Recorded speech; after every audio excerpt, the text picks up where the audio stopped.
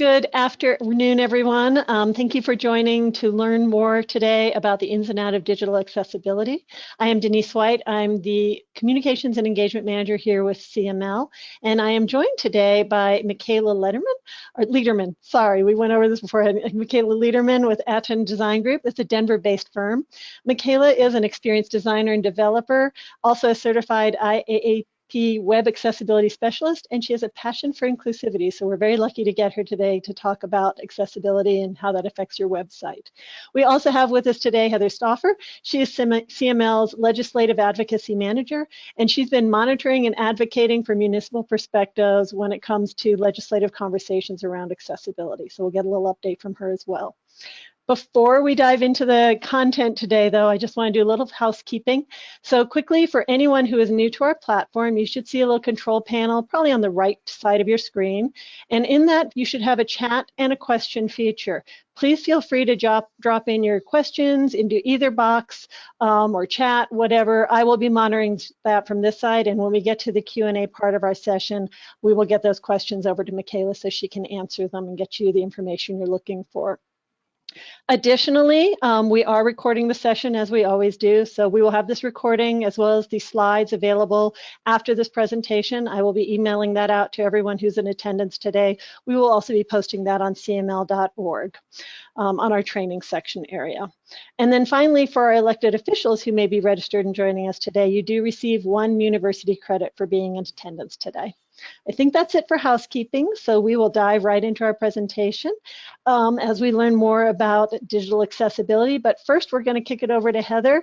Heather, do you want to give us a little update so we have some context on why we might be interested in this as a municipal government organizations? Definitely. Thank you so much, Denise. Hi, everyone. As Denise mentioned, I'm Heather Stauffer with CML. I cover issues around digital accessibility. And just to give you a little bit of background and context, if you haven't been following, in 2021, the legislature passed House Bill 1110, which applied to all digital products that state and local governments use, and required that they be accessible and meet specific accessibility standards by 2024, July 1st, 2024. CML took part in those discussions during that legislation when that was going through, and we did end up opposing that piece of legislation just because it was written overly broad in our opinion, and we really felt that we would be unable to implement it as it was currently written. Last year, we saw Senate Bill 244, which was largely a cleanup to House Bill 1110, which made some important changes in our perspective. Amongst those changes, it tasked the Office of Information and Technology with creating rules around digital accessibility. So the Office of Information Technology has taken that. They are currently in the process of creating draft rules around digital accessibility, which will apply to the state and to local governments. So if you haven't been paying attention to that rulemaking, it's really, really important that you take a look at that right now. The latest round of draft rules is available on the Office of Information Technology's website, and they are accepting written comments around those rules by January 11th. So it's really important that you take a look at those new draft rules, how those will impact you, how you can implement them, and give those comments back to Office of Information Technology.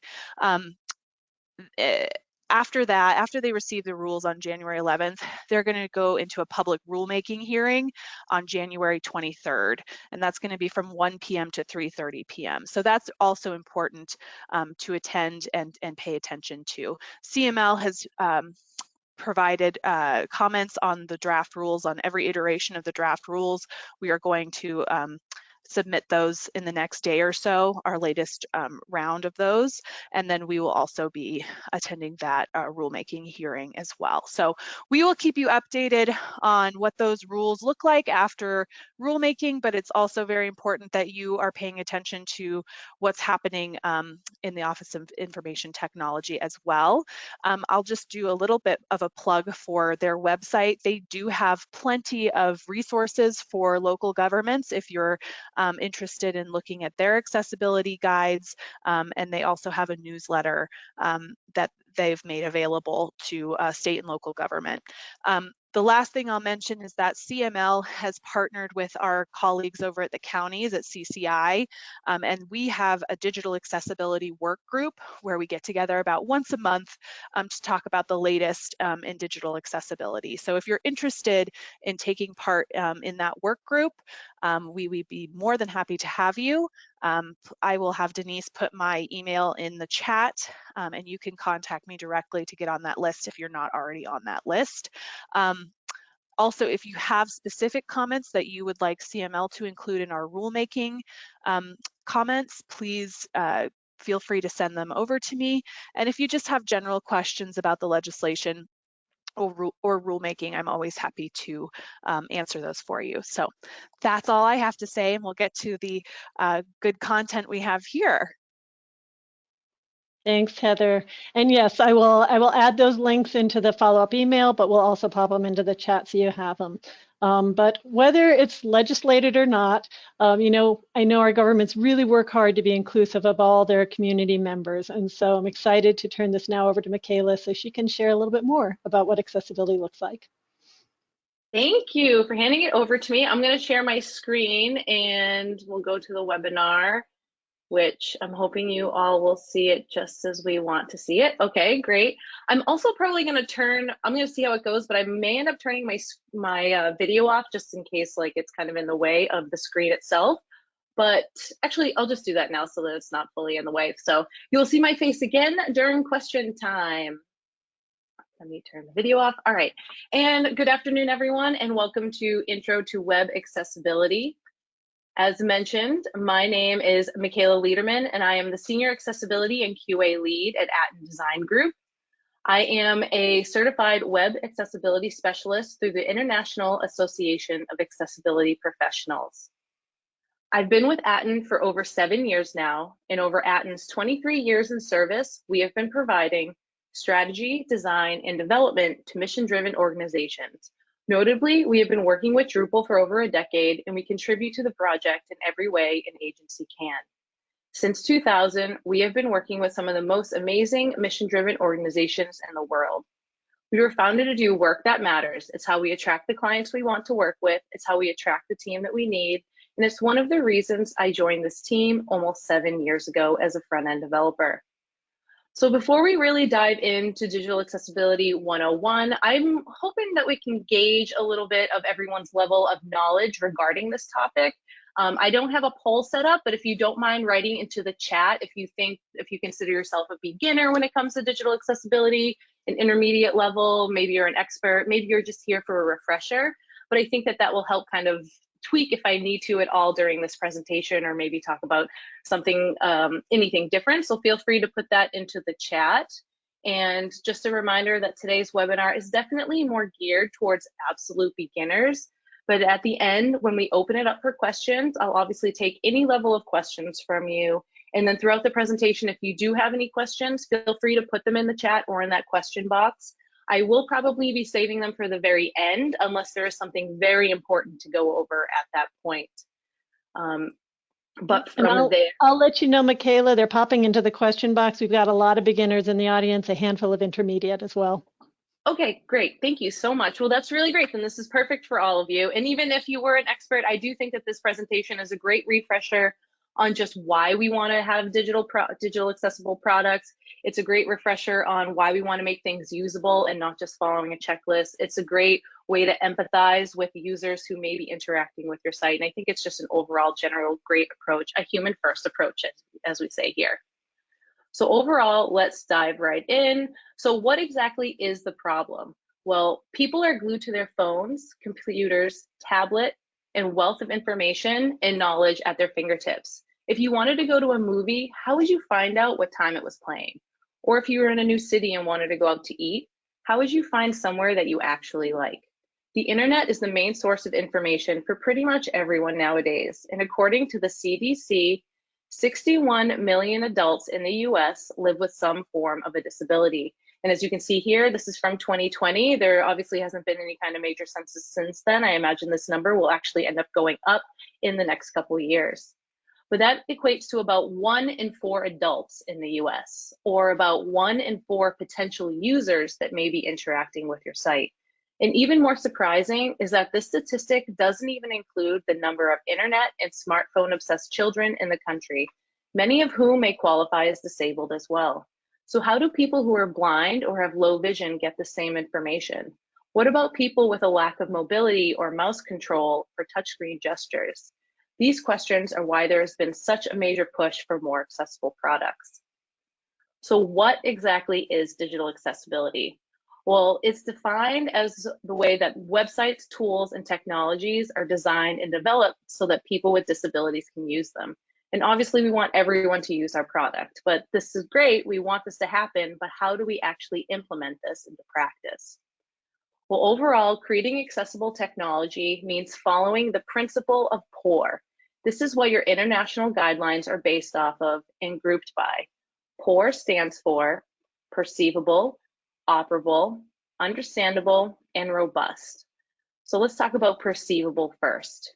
Users must be able to process information. This means providing text for those who cannot hear and audio for those who cannot see, for example. Next is operable. Everyone needs to be able to operate websites and applications with a variety of tools.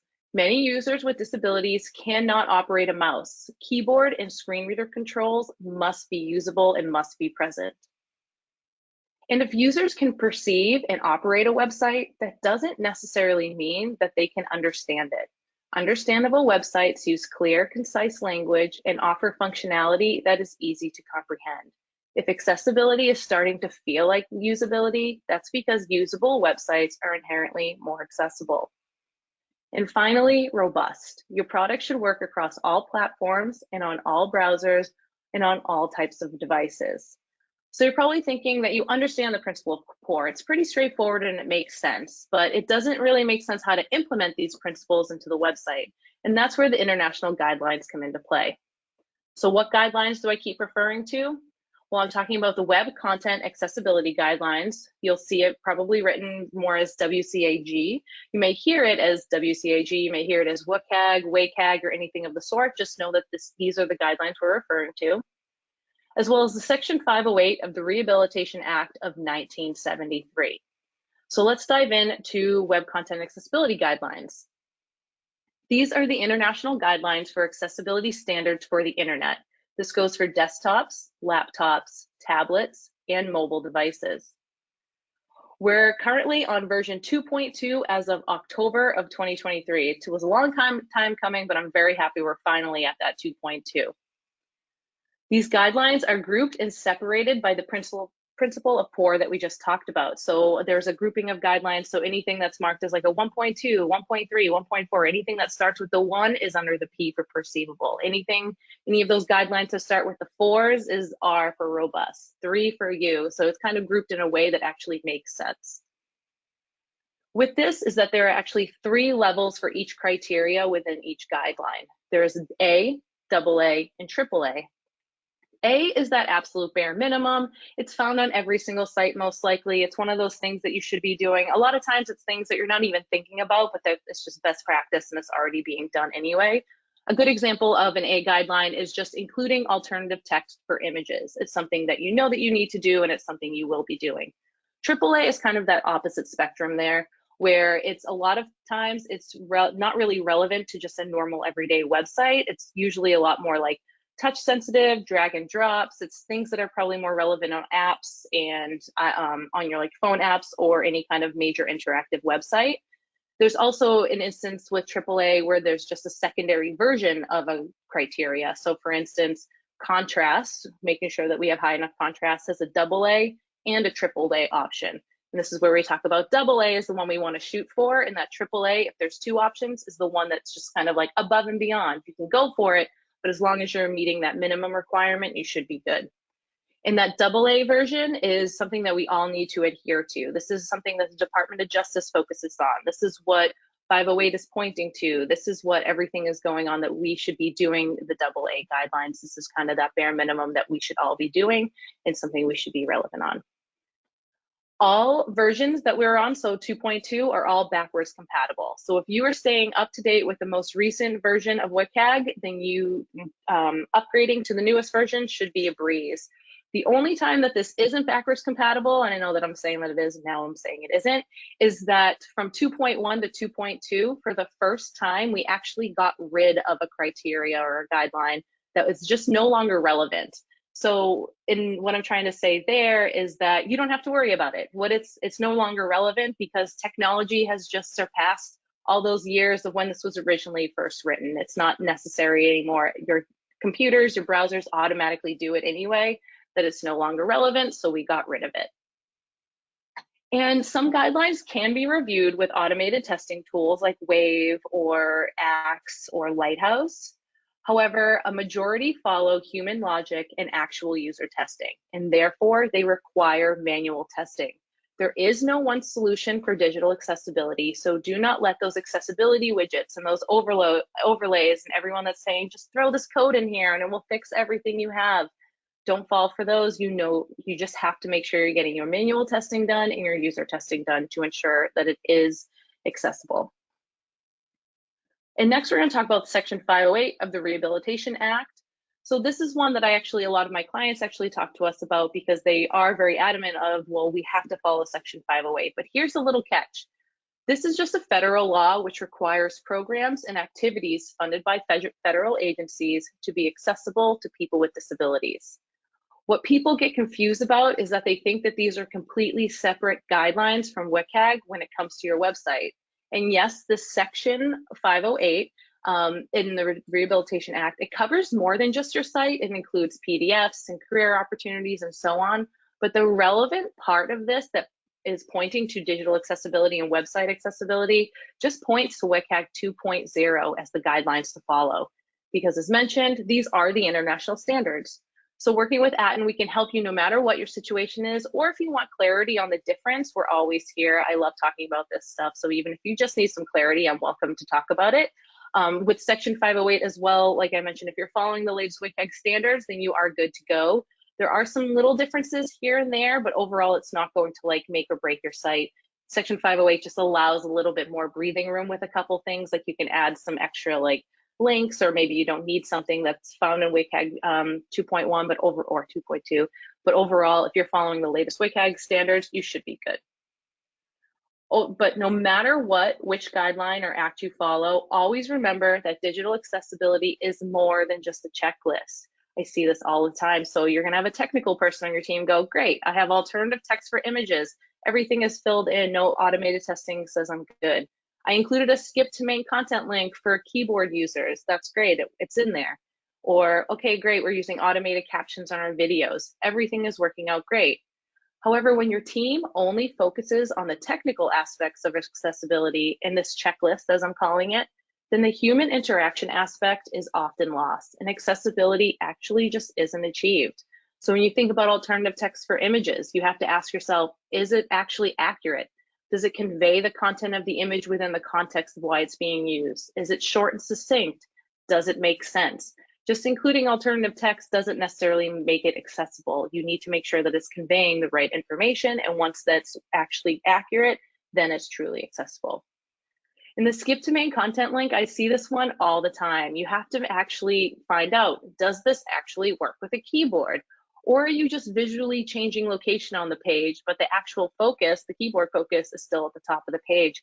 I see this one a lot where, yes, it appears when you're tabbing and you focus on the element, it appears and you click it, and then the whole page kind of scrolls up, but then you click tab again on your keyboard and you're still at the top of the page.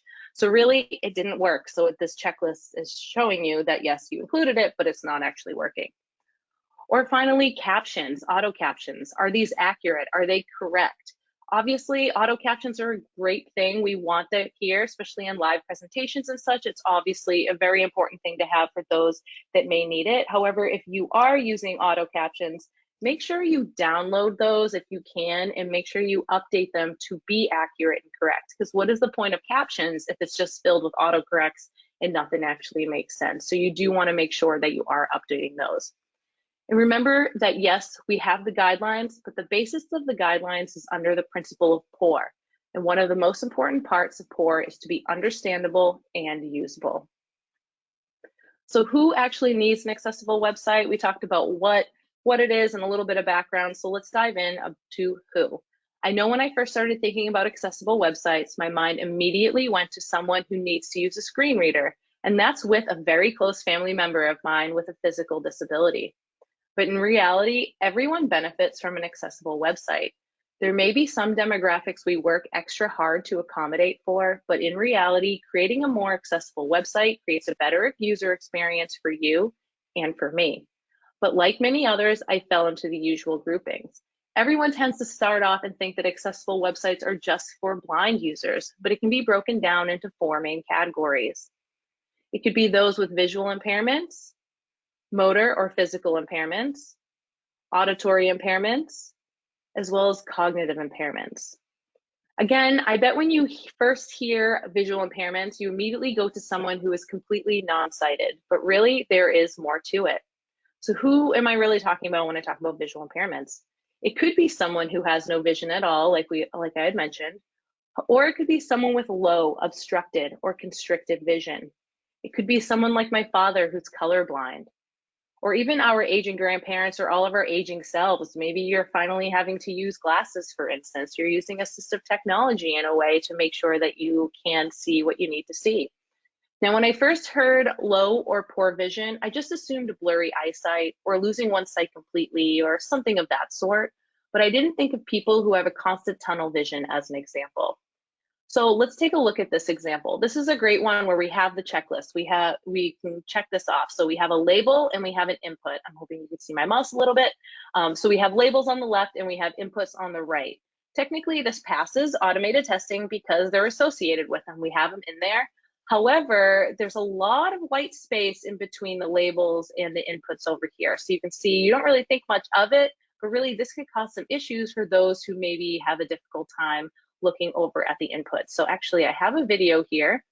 So let's take a look at what we're looking at. So here is an example of someone who may be dealing with constricted vision, where they only have a very small pinpoint of an area that they can see, but they can still navigate the site. So obviously they're looking at the site and seeing what they can. The issue that they're having here is now they don't know, let me play that one again. Oh, I'm going backwards here. So if we look at this, you can see you don't know if you're going straight across or maybe you're going to the right input. Now you don't remember what you're supposed to be filling in. So now you're looking left. So they either have to move their whole head or they're trying to figure out exactly where it is, but all that white space is really getting in the way of what they're seeing in that association. And because of that, the usability of it isn't really great for every user. And for reference, I'm using a simulator called Funkify. It's a Chrome extension. It's great for experiencing a number of issues. You can obviously have this tunnel vision. It can do like a blurry eyesight. It can kind of replicate something if you have ADD and putting like a lot of different things on there. It can make your mouse tremble for like physical impairments and things of that sort. It's a pretty cool thing to gain a little bit of empathy and just to understand where some other users are coming from. I would not use this as an auditing tool. I don't think it's necessary for that. However, I do think it's worth taking a look and kind of seeing what other users may be seeing.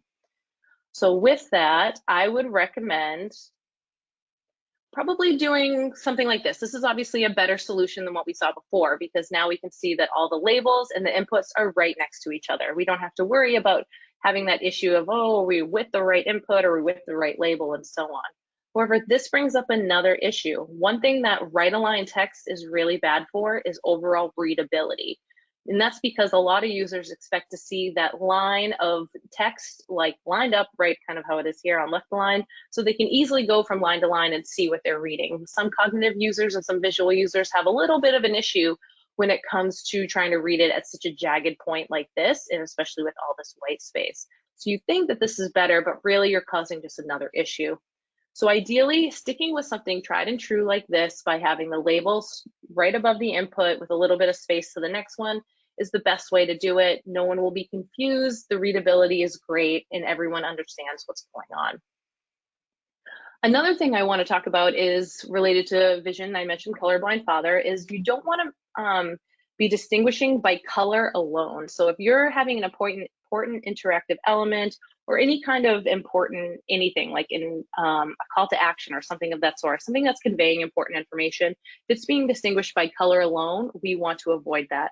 It's estimated that there are 300 million colorblind people in the world, and that's about 1 in 12 men are actually colorblind. 1 in 200, it's not as common there, but still, those are pretty high numbers. My husband and my dad are both colorblind, and I have a lot of friends, like they're all over the place. So we want to avoid that at all costs. So when looking at this example here, I would love to ask you if you could tell me which one of these words or phrases do you think is the link on the page? And I can guarantee that most of you are actually going to tell me this phrase, react in high charts, because there's an underline. Underline is the universal symbol for linked objects. So obviously you're going to think that. However, if we go to this next page, you can see that the blue text, or hopefully you can see it, you may not be able to see it, and then you'll be the person I'm trying to explain right now, that we have blue text here, and those are actually the links, and this person is using the underline as a way to emphasize this text on the page. But obviously, if we go to this next slide here, I'm using that simulator to do a blue-yellow deficiency here, where obviously now you can't really see all of these different words like Drupal 8 and the black. They might not have that big enough contrast anymore that some users may not be able to see that change. So they're still going to see that React in high charts is underlined and assume that that's a link and be mad that it's not working. And then they're going to miss all of these other links here to get any information on the page. Ideally, what we want is we want that color change and then something that's distinguishing it as well. So it's an underline here. That's what we tend to do for body links. It's tried and true. We know it works well. If you're trying to do emphasis in text, avoid underlines. Those are only for links. Use italics, use bold or something of the sort. And make sure when you're creating anything that's distinguished by color alone that you're also including underlines. You're making them bold, you're adding iconography, you're adding patterns, or anything that you need to be able to distinguish it by just black and white. So what types of things should you be asking yourself when you're thinking about the visual side when looking at your site? You want to ask yourself, how does the user navigate the page when a mouse just isn't an option? And how does one get the information from an image or a chart if they cannot actually see the image? And how do you create an understanding of where the user is within the content without the help of visual cues? And is there enough contrast and color for the user to read and understand the content? Or is the typography choice easy to read at this font size? What about font length, line height? What about in this color? And does the user have to strain their eyes or move their head from side to side to relate labels to inputs like the example video that I showed you? So what types of things can resolve these visual issues that we kind of come across? Well, a lot of this can actually just be solved with great architecture and great design. And keyboard navigation is very important. If you can't see where the cursor is, then why would you be using a mouse? Keyboard navigation enables the user to still explore the site easily just by using their keyboard, as well as screen readers and sound, which enables the user to still get the information that they are looking for. So let's talk a little bit about motor or physical impairments. This is something that was incredibly dear to me and is what got me into thinking more and more about accessibility to begin with. This is also something that can be very relatable in some instances. So what does it mean when I talk about motor or physical? Well, it could be someone like my cousin with a disability from birth. It could be the wounded vet that uses prosthetics. It could be someone with tremors or uncontrollable arm and hand movements, or even my niece with a broken arm. It's funny because when most people think of something physical interfering with using a computer or touchscreen device, a lot of people discount users who are temporarily disabled or situationally disabled. This can be truly affect any one of us at any time. So for instance, like I said, like, oh, maybe you have a broken arm and it's impacting how you're interacting with your tablet or your phone because you can only use one arm. Or maybe it's even just a new mom holding a baby in one arm and they can't put him down because he's crying so much, but she's trying to like call or look for something online real quick on her phone and she has to now use one hand and it's kind of difficult to work with. So it could be situational like that. You could be on a bus that's really bumpy and now your accuracy isn't quite there. So it could be in a couple different instances. So what types of things should you be looking for? Well, does your product require elaborate touch gestures or multiple finger interactions? What about quick double taps? And is this content easy to reach and interact with on the device? Or even, how does one navigate and interact with a page when a physical movement is difficult or non-existent? And will my user accidentally click another link or button because of the size or location of the interaction? So this isn't one that I mentioned is pretty easy to relate to. So does anyone remember the issues when like larger smartphones came out, which seems like an eternity ago at this point? Well, our phones were getting smaller, and then all of a sudden we could like watch videos and the internet, and then like took off and they started getting massive. So that one's a tough one, because at one point you're holding your phone with one hand and things started to get way too big. So then you had to like either kind of jiggle it around or do whatever you had to do to now get to the top of the screen. So then they ended up implementing like a double tap on the button, when a lot of these phones still had buttons and not just full touch screen. And the double tap brought everything down. But if you can't do a double tap, then that's not going to work. You're still going to have to be putting it into your other hand or using both hands to make it work.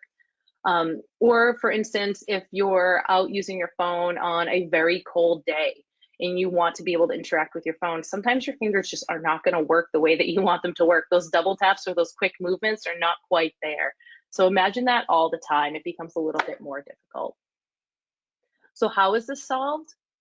Well, UX must be involved and knowledgeable of best US and accessibility best practices. Keyboard navigation is a must for users who do not have a large range of motion.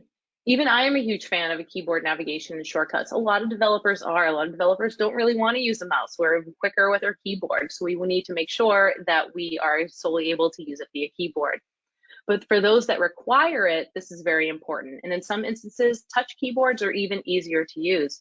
For instance, my cousin, she couldn't quite get the force needed to be able to type with an actual keyboard, so she would use a touch keyboard, which required a lot less touch or like impact or force, I guess we want to say, in order to press the button. So it was just easier to navigate. And this is a very important note that I feel like a lot of people always forget, but not everyone that uses a screen reader uses it due to visual impairments. Many users rely on screen readers for navigation, since it gives way more flexibility to how you can interact with the page than just keyboard alone. For those that don't know, screen readers let you navigate by all the links on the page, or you can jump around and see all heading twos, or you can look at just all the lists on the page, just headers, just this, just that. It's a very easy way to get where you need to go. So you need, whereas a keyboard, you just have tab, tab, tab, shift tab to go backwards, and arrow keys. So otherwise, you want to like get somewhere quick. A screen reader is actually going to be better for that. So you need to make sure that what someone is hearing and using is kind of matching up in that sense. Or it could be speech, like programs like Dragon or Siri, or even speech ones where they would say like, okay, click contact link, and then that way it's going to interact with the link that way. So you need to make sure that that's going to be working as well. And there are a ton of creative ways to solve these. There's eye trackers, tongue sensitivity clickers. Remember at one point my other cousins got one cousin like a mind reader device that was supposed to work. It didn't work, but it's just fun to like, we were trying out all these different things for her to start navigating some of those websites out there. The goal overall with this is just create less of a chance for error when interacting with any element on the site. So when it comes to any motor and physical, that's like a huge piece to it. You want to make sure that, for instance, on the left-hand side, we have just the arrow as clickable. On the right-hand side, we have the text and the arrow. Obviously, someone is more likely to hit that correct link with it when it's much larger like that. The same thing with the radio button that says I'm an option. By making that whole thing clickable and that whole clickable area much bigger, it just works a lot better. The following illustration is showing what the WCAG guidelines are. So with the original 2.1, all touch areas actually had to be 44 pixels by 44 pixels, like that top row there. Those all pass. However, the newest guideline, the original touch one moved to AAA, and now the normal touch guideline is in AA. And it's 24 by 24 pixels. So you can see here, they're creating an area that they know is going to work and it's going to create chance of error. Anything smaller than that is not going to work. Another way we can do this is just like try to simplify everything. Some people want to just throw all options onto a page and as much text or as much imagery or as many buttons as possible. Keeping it simple is the way to go because there's just less likely of creating an error. So instead of having everything on the right here, where you could accidentally delete a note instead of adding a new note, for example, just keeping it simple to the main task that you want to show is kind of the best route.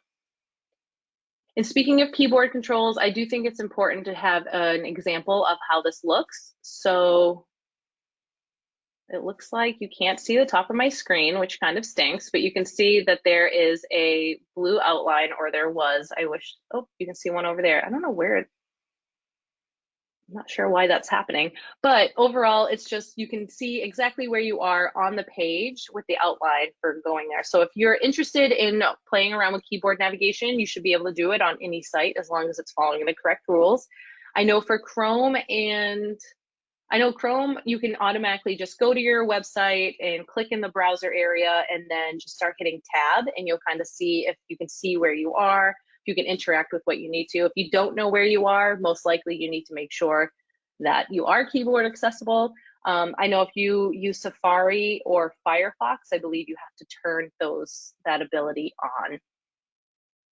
Next, let's talk about auditory impairments. This is especially important in the education world. Many colleges, or some major colleges and universities, have actually been sued due to including free video material without any form of captions or transcripts available. So yes, they gave out all this material for free, but not everyone can interact with it. So obviously, what's the point of having it out there? So captions and transcripts are obviously very important.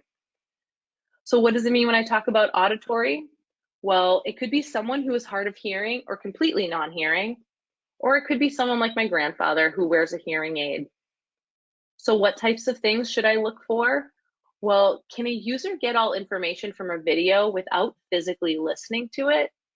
And can a user contact your business in another way besides phone? So how is this actually solved? Well, provide descriptions about what is happening in a video embedded on the page, whether live captioning or downloading a transcript. And obviously including audio descriptions is very important as well for the visually impaired community. Alternative communications, such as like you can't just have a phone number to contact you. You must have phone number and probably email, or maybe you have an instant chat, or maybe you have a form of something. But like for those who can't hear you, they're not going to want to call you. They're going to want to email or find a different way of communication. But relating this to you, I mean, it's not as common, but I would say when it comes to this, maybe you're big on eating crunchy snacks on your TV and it becomes a little too loud. Obviously having captions on is going to make that a lot easier. Or you could be riding on a bus and maybe it's like super loud, so you're not trying to like turn up your volume even more to listen to a video or something that you're listening to. By having captions, that makes it a lot better. Transcripts are also great because especially in schools, people can download those transcripts to a video or a lecture or anything that they have and easily have those notes and highlighting everything they have. I actually love YouTube does a great job. If you upload your transcript to YouTube, your text obviously is searchable. So now if someone's looking for something, now that video becomes a higher search rate because it's whatever you're talking about is in there. And then if they go to that transcript, they can click on whatever they're looking for and it will take you to that exact point in the video. So it's a great way to even boost your SEO as well. And finally, cognitive impairments. So what exactly does it mean when I talk about cognitive impairments? It could be someone you know who may have Down syndrome. It could be that little boy I babysit with autism. It could be your brother or sister with ADD or ADHD. It could be your friend or colleague who may be dyslexic or have another reading disorder. Or me, for example, with extreme motion sickness. Now, this isn't something I can easily relate to others, but the extreme motion sickness is the most interesting to me because, well, it affects me and is fairly newish. This is something people have finally becoming aware of after years of the military bringing up these issues with flight simulators. For example, you'll have these pilots that can go super fast, do these crazy little loop-de-loos and this and that in the plane, but you put them in a flight simulator and a lot of them were actually getting kind of sick because of that motion sickness and just that movement and everything that's going on. That's just a common thing that happens that people weren't really thinking about. So we need to take aware of that. And from a website perspective, that could be if there's too much movement on a page. A lot of times you might see parallax where things are moving at different speeds as you scroll, that can cause a lot of issues. So what types of things should you be looking for that may be related to the cognitive impairments? Well, are there too many colors, moving items, and images distracting the user or not enabling them to comprehend the content easily? Are there a lot of gestures a user will need to memorize just to interact with your site? Is there a clear direction and layout to guide a user through the content? Does the user have control over that video, or is it on autoplay? I recommend not having your things on autoplay, or if you do have it on autoplay, never include sound on autoplay. And if you do have it on autoplay, always include a pause button because you need to make sure that that can be turned off. And does the font work for users who are sensitive to particular typefaces? So maybe they're dyslexic, for example. So some of those really straight, boxy ones just are very difficult for some users to read. For example, changing it out or giving the opportunity to be able to maybe switch from like a beautiful, like you go to Helvetica to Open Dyslexia, or even Comic Sans, which is the only time I will ever tell you you're allowed to use Comic Sans. It's been proven to actually work very well for users with dyslexia. And is there too much movement as a user scrolls down the page that it's distracting or even causing nausea? And here's a great example of distracting content and visual density. It's a little over the top, I get that, but it's a great way. I remember seeing a bunch of sites like this in the past where it was just over and over and over again. There was just a lot going on. You can find some of these on Reddit, I'm sure, and just it's like a little too much, but you can see, just remember that white space and clean design is truly your friend. Don't be afraid of the fold. People always still want everything above the fold. That's not necessary anymore. Feel free to, people automatically scroll, spread things out, make it easy to read, and focus on a beautiful palette. So how is this type of stuff solved? Well, we want to follow KISS. We learned this is probably elementary school. You want to keep it simple, silly. Everything we do in our lives, we try to make it as simple as possible. So why not do this for our sites as well? Unnecessary complexity should be avoided. In keeping everything as streamlined, simple, and consistent as possible, we should be able to easily guide a user through our content on our pages. And people have laughed at me in the past when I told them I took an entire class on color theory, but this is an instance where it becomes incredibly important to have this knowledge. We need to stay away from awful color palettes that are distracting or cause eye strain. And animations and media should be controllable, and time limits for completing an action should be generous or they should be configurable. And don't forget, too much movement will literally make me nauseous, so please stay away from any excessive movements on a page. Just remember, a little truly does go a long way. And overall, there was kind of a lot to go over today, so I appreciate you all coming and listening to my whole spiel here. But if you're still feeling a little overwhelmed, just remember that Aten, or myself specifically, is here to help. We believe in giving back to the community, like doing informative webinars like the one I'm doing today, as well as I do free consultations of your website's ADA compliance. If you want to sign up, you get a 30-minute phone call with me, and I will walk you through some overall testing and finding of what I found during my process of looking at your site. And then we can talk about like next steps and what I think you should do, whether it's with Aten or just on your own. But overall, accessible websites are important for everyone. So I just want to make sure that everyone's making sure getting the information that they need to create the right decisions. I also included links to a number of webinars that may be relevant to you or your team in regards to digital accessibility. These are all webinars by me, so if you don't like my voice, I'm so sorry, but these I think have some great content in them, specifically the What's New with WCAG 2.2. I know it's not, oh, I wrote replace link, but there is actually a link there. I'll make sure that's updated when I send over these slides later on. But that one's a great one because these ones just came out, and yes, not all of it is relevant to you. And I know that the House bill isn't necessarily focusing on 2.2 quite yet, but I imagine post-launch of the new bill and your new site, these will have to be updated soon enough. If you're interested in accessible content, these are some great pieces there. And there's just some overall, I think, some good information there for you to start making the right decisions. So with that, I will go over any questions that you may have. However, if you have questions, but you don't want to talk about it in front of people here or want to go into a deeper dive, you're more than welcome to email me at michaela@aten.io. And with that, thank you so much. I'm going to turn my video back on and I'll stop sharing my screen so we can get back to normal. I'll rejoin you as well. We have had a handful of questions come in. First of all, we've had a number of questions, lots of you wanting to make sure that you will have access to this recording and the slide deck later. Yes, we will be following up and sending that out to everybody who's registered and attended today. But we do have some more kind of specific questions that I'm not going to be able to answer, but I bet you can, Michaela. So, okay. We go back and we start to look back at like the alternative text. We had a question on how descriptive does that really need to be? So that's a great one. In that content creator webinar that I mentioned, and I'll even send along some resources that I've done as well that kind of, you can even have like a, it's a PDF of all, basically a rundown of what that webinar is. But basically you want to keep it short and succinct. You want about like 10 to 15 words max, and you want it to be descriptive. But my example that I always use is maybe like a football huddle. It's like, I don't know, people in a huddle for football. I was talking about how I don't really talk about sports, but that's my usual my usual example.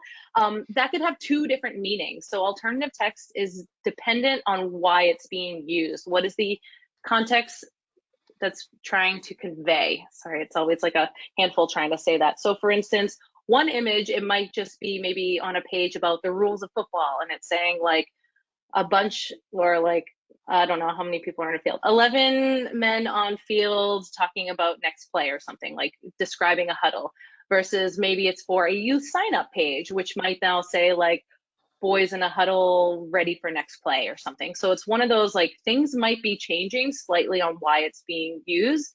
So you have to be descriptive, but you don't have to say like red ball bouncing at this. Like, you don't have to be so much that it's going to be a little crazy. I always recommend though having a caption with every image, because some people like it to be able to convey like what's really going on, and that's where you can get really descriptive. But for alternative text, you want to keep it short and succinct, about 10 to 15 words, and you want it to describe what's happening, but you don't have to necessarily go into like full detail. I hope that helps. Great, thank you. You'd also kind of, one of the resources you mentioned, somebody wants clarification on the name, sounded like Punkify. Does that? Yes, I wonder, it was funk, like funky music, like Funkify. But like I said, there's a bunch out there. I think it's like No Coffee or something. There's a whole bunch of different simulators out there. I know even like Photoshop, if you use Photoshop, Figma, Sketch, they have basic ones in design that can at least do like color blindness and stuff. But there's a lot of those different simulators. But yes, not punk. Funk, like music, got it. Well, punk is like music too, right? Oh, so, yeah, true. And then kind of, yeah, saying, oh yeah, exactly. Looking at, this is kind of a little more technical maybe, but when coding, or what coding do screen readers see? Like how far do our web folks have to go beyond H1, H2? How far do the screen readers dive into? Absolutely. This is a great question, because I know that there's always, people are still learning about it every day. I would say, so basic HTML is what they're reading. So CSS, they don't see any of that. So if you're styling something different, it's completely gone. A screen reader does not get conveyed about font size, color, anything of that sort. We're talking about straight HTML. So I recommend, if you're using H5s and H6s a lot, you're probably not using the right heading tag. You most likely are going to be using heading 2s and 3s the most. And I go into this a little bit with that content creator one, I think, or there's one I do on heading hierarchy actually that I think would be very helpful. I think it was in that list. If it's not, I'll make sure it is. The only things, so there's all the HTML. So if it's a list item, a link, anything of that sort.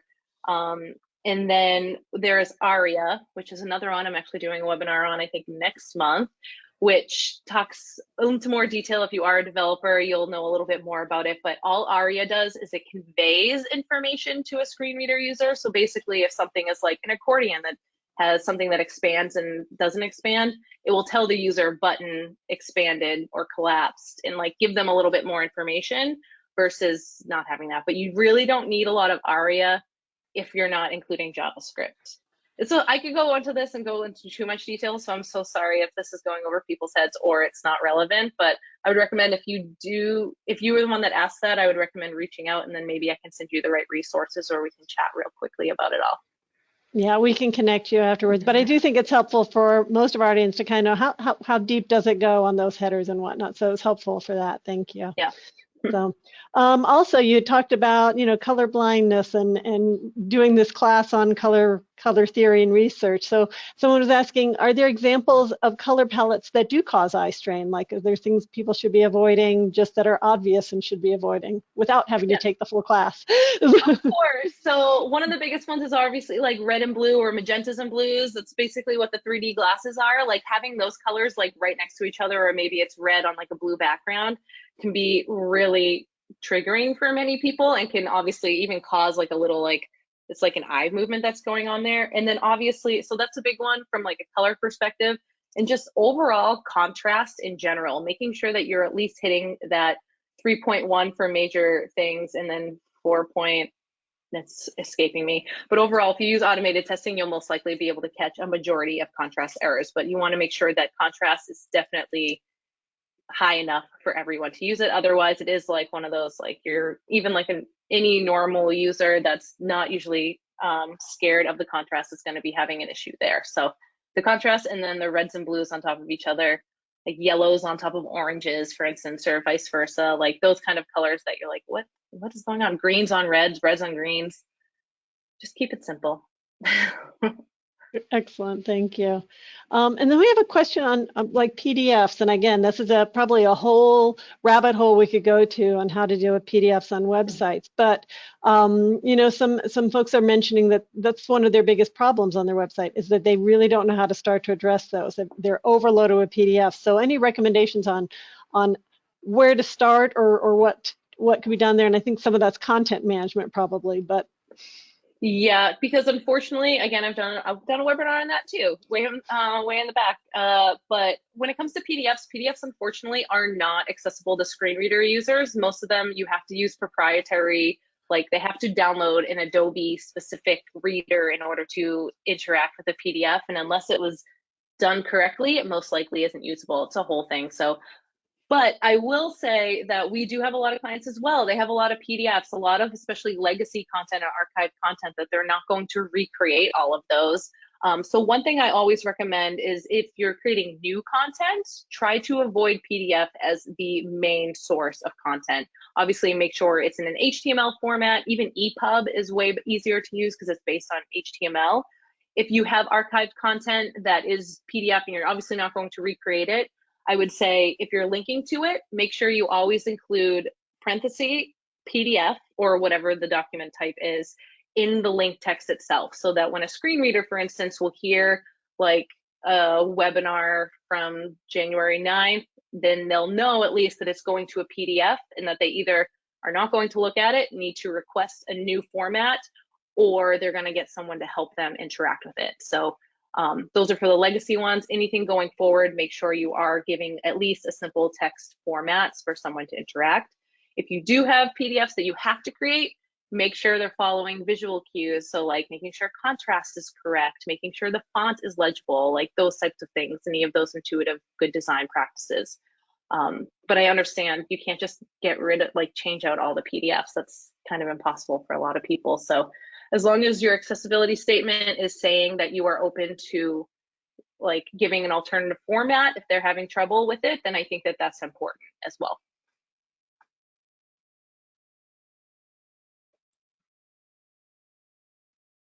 Oh, I can't hear you. I muted, sorry. I think also just to touch on that, as Heather Stauffer, our advocacy manager, had mentioned earlier, there's some rulemaking that might be doing some clarification around that. So I would always have our folks, our members from CML, talk and work with your city attorneys as well on what your policy is and if it's covering you, and how you might want to address some of those PDFs in that nature as well. So. Let's see, we've got one last question here for CML. It looks like, Is there any hope that we might be able to lobby the legislator to delay the implementation of fines or even delay the compliance deadline entirely as we work towards compliance with the bill? Heather, I think, has jumped off the call already. She had first day of legislation is tomorrow, so she had to jump and get prepared for that. She is tracking that, and I have put her email in the chat, so I would invite anyone interested in this person in particular to please connect with Heather on that and just find out if that's something that could still be shared through the rulemaking process. We know on this side with CML that's a big topic of discussion, and I know that she is bringing that voice forward in those discussions. So. And then I think we've got 5 minutes left. If anybody's got any last pressing questions while we've got Michaela and her expertise on the line. Any last thoughts you want to share? I'm sorry, you just went to take a drink as I said that. But, No, but that's any last thoughts you want to share? Nothing, just I love always spreading the word. My main goal is obviously accessibility. It's not something that we try to harbor, just like, oh, Aten knows this, so we're going to keep it for ourselves. You have to work with us. That's not necessarily it. Making sure everything accessible. We want the world to be accessible. So obviously, like if you're looking for more questions, if you need to talk about something, like I said, if you just want me to review your site real quick for 30 minutes and talk to you about what to do next, I mean, that's what we're here for. So just let me know. Great. Well, thank you, Michaela and Aten Design Group for lending you to us today to help share some of this expertise and knowledge. Thank you, Heather, for joining us earlier to just kind of give that quick update on where we are at in the rulemaking process. And then also just thank you all of you who've attended today. We know how busy days can be, so thank you for spending some time learning with us as well.